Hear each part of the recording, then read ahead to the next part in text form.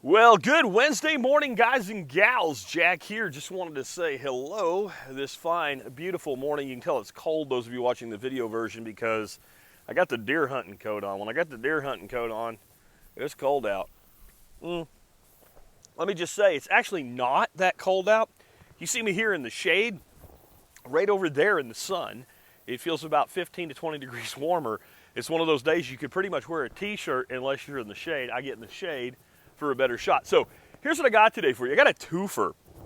And if you tuned into the video, you probably saw a title just for half of it on dehydrated vegetables. I want to give you another one though, because it's so simple, and it's one I think a lot of people are making way harder than it has to be. So there's a lot of talk for those that keep kind of backyard livestock and all about growing microgreens for your chickens, your ducks, your quail, whatever. If you want to do it, don't take anything I'm about to say the wrong way, but I think it's stupid. Microgreens are a crop that we grow for fussy, chefy stuff for chefs in restaurants, or we grow them for our own use at home, and then we live extravagantly because instead of a little bitty garnish, we have a whole big heaping pile on our plate with our salads or whatever, and they're great for that. Your birds, your rabbits and shit like that, they don't need that. I do what I'm about to explain to you guys with, and I've got videos on it with 5-gallon buckets because I have a lot of birds. My primary thing that I do this with is black oil sunflower, but you can do it with a lot of different things. Just be careful. There are some things that sprouts can have cyanide in. One, for example, is sorghum. Do not do sorghum sprouts for your animals. They can have high levels of naturally occurring cyanide in them that go away eventually as the plant gets larger. So make sure you check the safety of sprouting and thing. It's okay to sprout for you. It's okay to sprout for them. If I had half a dozen chickens in a backyard or something, all I would use is this, and those of you on the audio version may want to look this video up. And there's a link next to it in the video, the podcast notes. But this is just a quart jar, wide mouth quart jar with a ring. The other thing that you need is some pieces of screen, like hardware cloth, the very fine stuff like you put on the screen of a house. You can buy a big roll of it for not much money, and you cut it in a square a little bit bigger than the jar. Day one, take this jar, fill it up about a third with whatever you want to sprout, fill it almost all the way to the top with water, set it next to your sink. Let it sit there. All you got to do. Next day, take the screen material, put it on the jar, and put the ring over the screen material. You got it? Turn it upside down and rinse the water out of it. Turn your water on your sink and fill it up. Give it a little swirl to rinse off any impurities. Dump it in your sink, and then if you have one of those little dishwasher racks, just set it in there upside down, okay? Take a second jar and do what you did the first time. Third, water, soak overnight. Next day, new piece of screen, on, boom, set it in your thing. Take your jar from your first day, fill it up about halfway with water, give it a shake, rinse it out, upside down, let it drain, sitting there. Keep doing that. Keep adding jars to that system until your first jar is pretty much full of sprouts. Take that jar outside, feed it to your birds, fill it up a third with whatever you're sprouting, rest of the way with water, set it on the counter, let it soak overnight. You'll find it'll take 4 to 5 jars in general in that system, and it's just there. It's with your dishwashing. It's freaking mindlessly easy to do. You can take a little 1-gallon pail, stick it under your sink. That's your sprouting material. That'll go a long time.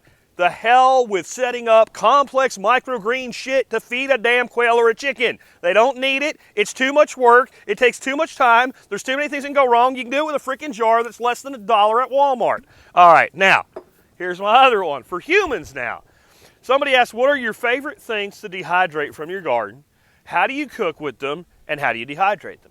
Great question. Really easy. First of all, as you can tell from the first half of this presentation, I am not big on doing a lot of work that I don't have to do. So I don't really use dehydration very much for anything that requires what's known as blanching. So that would be things like broccoli, and I'll do that on occasion, but if I'm going to blanch something, I'm going to flash freeze it. It just comes out better. So if I'm going to do broccoli, what I'll do is I'll cut broccoli up, I'll throw it in the steamer. I think it's like 4 minutes of steam, and that is blanching. And there's some vegetables that either freeze or dehydrate. You need to blanch them first, which is a partial cooking. It stops the enzymic action, and then when you freeze or dehydrate them and you then cook them later, they don't taste like crap. Green beans are another one. Like you have to blanch green beans, or after they come out of the freezer or dehydrator, you have a stick. It will never. You can cook it like in a slow cooker, and it's weird. It never gets soft again. So those things that have to be blanched, I don't dehydrate.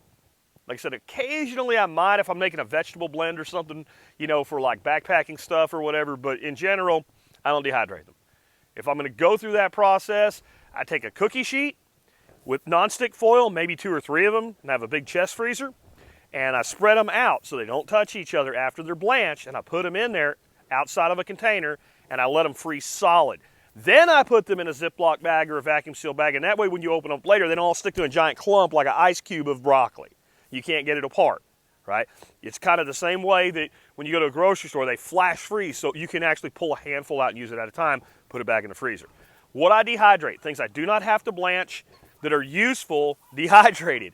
And so my 3 big ones that I grow and dehydrate are peppers, tomatoes, and eggplant. Let's talk about the eggplant first. I grow a open pollinated variety of eggplant called Ping Tung. That's my favorite one. It dehydrates beautifully. All you do is slice it up into about 1/2-inch slices, stick it in the dehydrator, and run it until it's dehydrated. That's it. Peppers, I haven't been doing a lot of them lately because I have jars of peppers that are years old now for hot peppers to make pepper powder and stuff like that. I do sweet peppers as well. We also freeze a lot of peppers. They're a little bit more convenient to use that way. Peppers, tomatoes, eggplant, they will never be the same again after you do either freeze or dehydrate to them. Just understand that. I'll get to what you do with them next.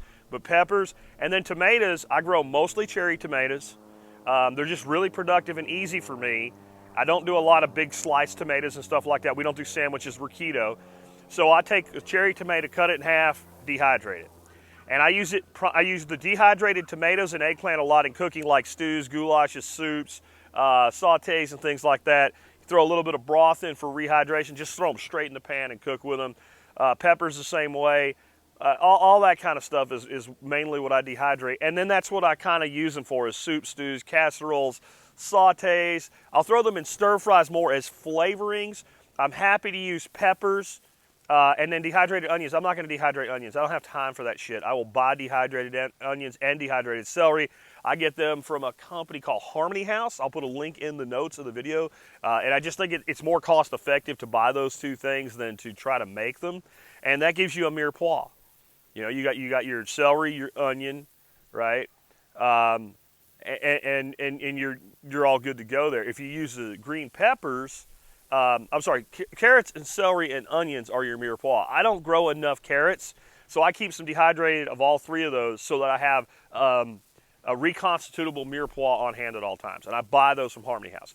But if you wanted to do the Holy Trinity, so we're going more toward a gumbo, a chili, something like that, well, then I take my dehydrated peppers and I add that to my stored onions and celery, and that's your Holy Trinity is what they call it kind of in Louisiana Cajun cooking. Now, I'm going to have to go break up the dogs back here. They're getting in a fence fight. But that's pretty much the gist of it. I hope you guys enjoyed today's episode. Remember, if you want to ask a question for this, me, we is the way. You are the we, and I am the me, and you can ask the me a question from the we. If you go to me, we, and friend me up and go to the top of my profile and find the sticky post there, that's where both of these came from today. If you have any other questions, suggestions, etc. for Miyagi Mornings, let me know.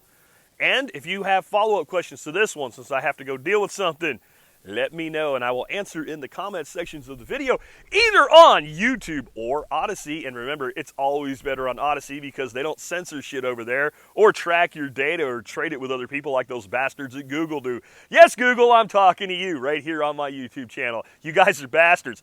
Bye. Take care. I'll catch you later.